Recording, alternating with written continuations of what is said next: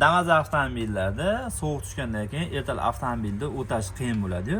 5 ta asosiy sababini sizlarga ko'rsatib boshlaymiz. Videoga bemalol like bosib, bemalol videoni oxirigacha ko'rsangiz bo'ladi. Sizlarga foydali bo'lar ekan.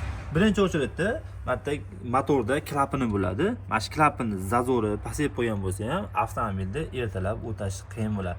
Buni zazori ustakalarga borsangiz, ko'rib tekshirib beradi. Yo 15 ga yo 20 ga chog'liq qilib tortib berishadi.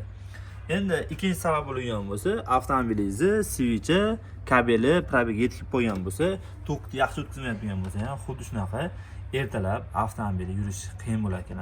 Bu ikkinchi sababi. Endi uchinchi sababini sizlarga ko'rsataman inshaalloh. Qani? Aylanamiz endi. Siz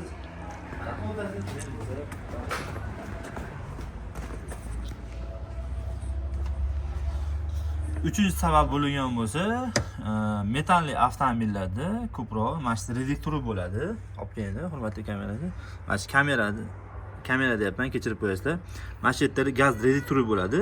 Mana gaz reduktorini, mana xomutini bor-ku, xomutini bo'shatib, shlankani chiqarib ko'rasizlar.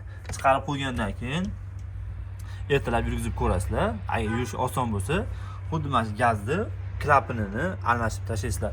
Buni arqa tomondan, gaz balon tomonida o'zi krani ham bor, krandan bekitib qo'ysangiz ham bo'ladi ekan. Endi to'rtinchi sabab bo'lgan bo'lsa, avtomobilingizni akkumulyatori quvvat pasayib qo'ygan bo'lsa ham, avtomobil ertalab yurish qiyin bo'lar ekan. Endi 5-sababi iloji boricha avtomobilni ertalab boru benzin o'tkazgandan yaxshi karburatni tozalatib, birinchi benzin o'tkazib turib, keyin gazga o'tsang, avtomobilni o'tash ham tezroq bo'ladi. Agar bordi ustida avtomobilingiz injektorli bo'lgan bo'lsa, benzin nasos yo benzin nasos shlankasi yoki injektorlar ko'rsatish kerak. Agar injektorlaringiz to'lib qolgan bo'lsa yoki bo'lmasam klaplar o'tkazib siyoryapgan bo'lsa, endi ustalar tilida shuna deyiladi-yu. Agar o'tkazayotgan bo'lsa, kameraga ertalab yurish qiyin bo'ladi, perlad bo'lganligi sababidan ekan.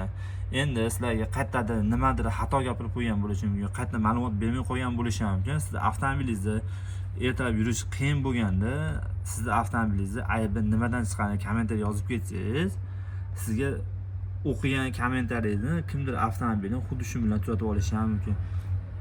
Siz ham savobga sherik qolishingiz mumkin inshaalloh. Like bossiz, ko'proq insonlar ko'rsa, bizning videolarimizni qiynalib yurgan insonlarga yetib borsa, biz xursand bo'lamiz ekan. Iloji boricha sizlarga shunaqa kontentlar olishda davom etamiz inshaalloh. Xudo xolasa, sizlar qo'llab-quvvatlab tursangiz bo'ldi ekanlar. Jonlar sog' bo'lsin, yuzdan tabassum tark etmasin. Avtoprofessiya kanalidan uzoqlashmanglar.